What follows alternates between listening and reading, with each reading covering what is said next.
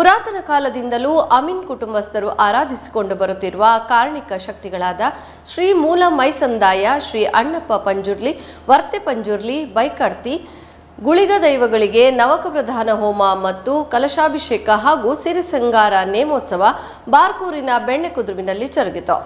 ಹಂದ್ರಾಡಿ ಗ್ರಾಮದಲ್ಲಿರುವ ಅಮೀನ್ ಕುಟುಂಬಸ್ಥರ ಮೂಲ ಗುರಿಕಾರರ ಮನೆಯಲ್ಲಿ ಈ ಕಾರ್ಯಕ್ರಮ ಜರುಗಿತು.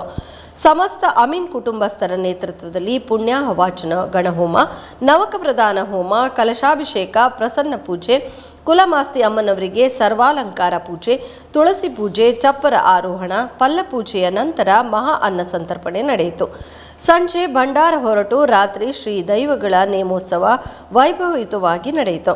ಸಹಸ್ರಾರು ಸಂಖ್ಯೆಯಲ್ಲಿ ಆಗಮಿಸಿದ ಭಕ್ತರು ಶ್ರೀ ದೈವಗಳ ಸಿರಿಮುಡಿ ಗಂಧ ಪ್ರಸಾದವನ್ನು ಸ್ವೀಕರಿಸಿ ಶ್ರೀ ದೈವಗಳ ಕೃಪೆಗೆ ಪಾತ್ರರಾದರು.